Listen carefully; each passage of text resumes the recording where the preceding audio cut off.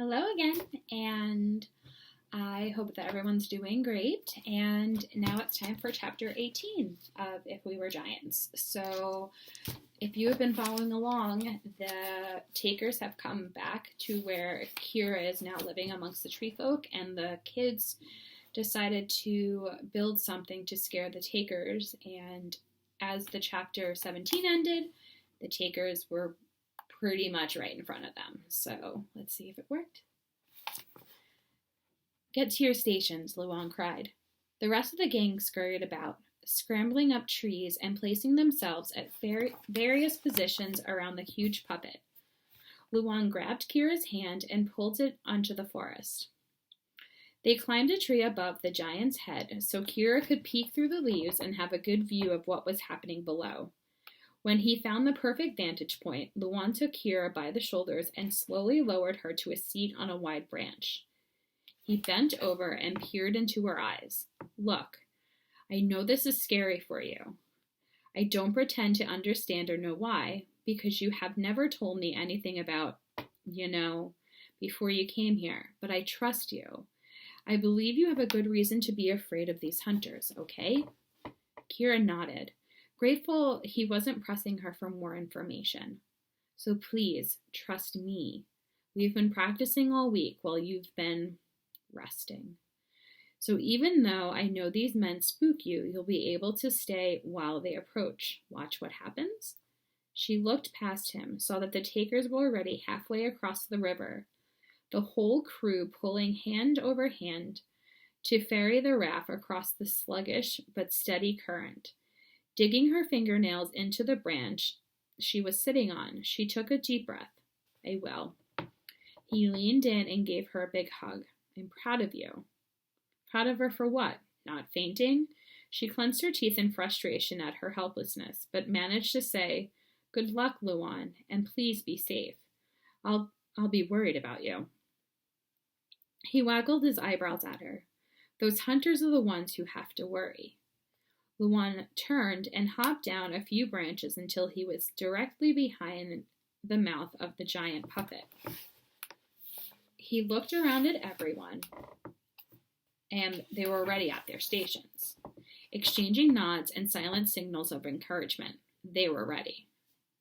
Within a few minutes, the half-dozen takers sauntered along the path and into the little clearing before the tree, dressed in that clothing designed to protect them from anything, beast or man or natural disaster, they might ever encounter.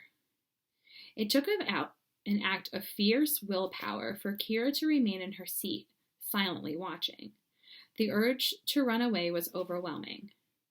Luan took a horn hanging from his belt and held it up to his lips. At the same time, his foot found a lever connected to the lower jaw of a puppet.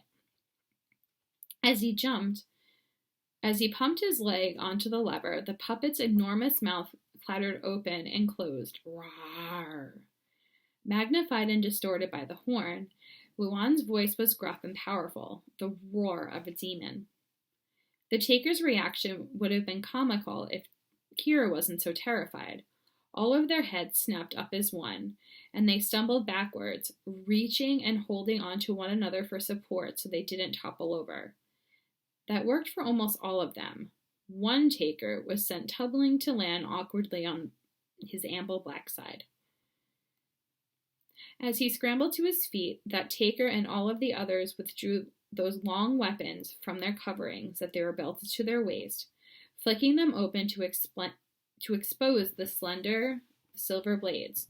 Who goes here? One of the takers called out. Kira noticed these interlopers had gotten better at learning the language of this land over the past 4 years, but it didn't help the delivery. Perhaps it was wishful thinking on Kira's part, but for someone who was supposed to be the leader of the group, his voice certainly sounded shaky. I protect the forest, Luan boomed. He turned and gave a signal to Mozan, who pulled on a series of ropes.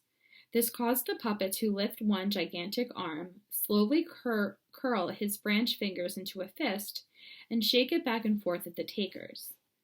The hunters glance at one another uneasy. Dismay? Perhaps the beginnings of fear showing on their long gray faces. A few of them motioned to the one who had spoken up. They pushed him forward. He took a few halting steps into the clearing, raising his right arm and pointed his sharp weapon up at the puppet. In her memories of that terrible night in the encampment, that weapon had been impossibly long and cruel, but today it looked puny and pathetic in comparison to the great giant forest. Luan signaled to Kari and Tiha below. They leapt up to grab overhead ropes, and they let their weight drop them to the ground and then released the ropes.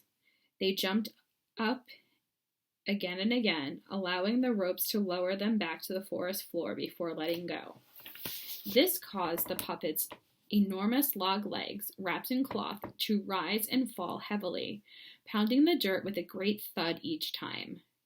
Kira could feel the tremors as the sound shook the tree she was sitting in. She also noticed that the takers all took a few steps backwards. "Leave this place," Luan boomed. He worked his foot double time on the lever, making that huge mouth clack open and closed angrily.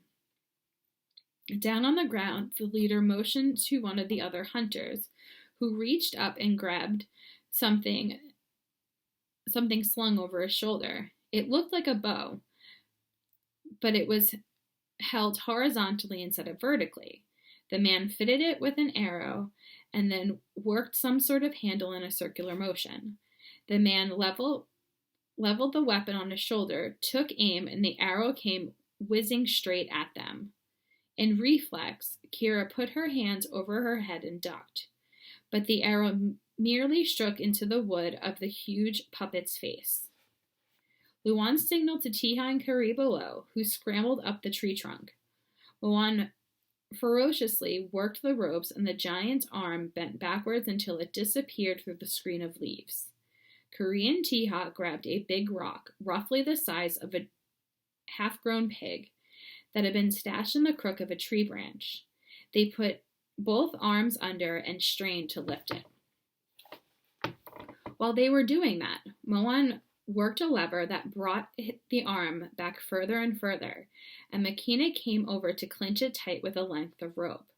When Kari and Tiha set the rock into the puppet's branch fingers, Kira finally figured out what they were doing.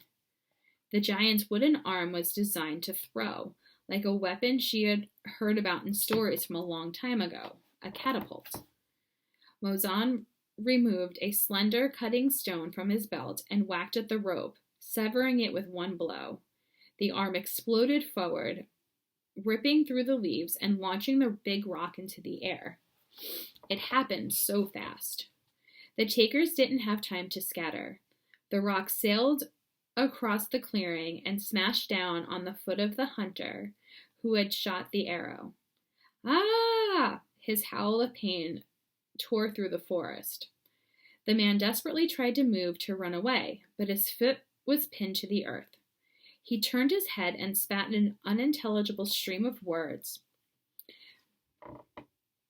at the 5 men cowering in fear behind him. Kira was willing to bet that some of those were curses. Keeping their wide eyes trained at the giant lest he attack again, the takers dashed forward as a group. 3 of them extended their weapons towards the menace in front of them, while the 2 others lifted the stone off of their fellow hunter. His anguished screams of pain only increased. As 2 men put his arms around their shoulders to carry him out, Luan and his friends draw the giant's arm back again. This time, they filled the wooden grip with smaller rocks and sticker balls from the thorny bushes. Never return. The catapult arm whooshed forward, and the retreating takers were pelted with a shower of hard, sharp missiles.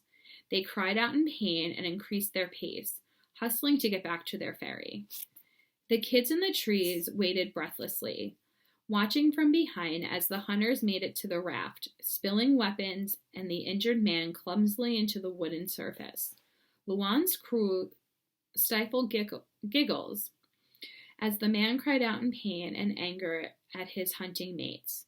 It wasn't until the raft had made it to the other side, well, out of earshot, that Luan and his friends allowed themselves to cheer and hug and clap on the back. You see, Luan looked up at Kira, beaming. I don't think we'll ever have to worry about those takers here, ever again. So there you go. There is chapter 18 of our story, and it was fun to hear about the takers. So I will see you next time. Bye.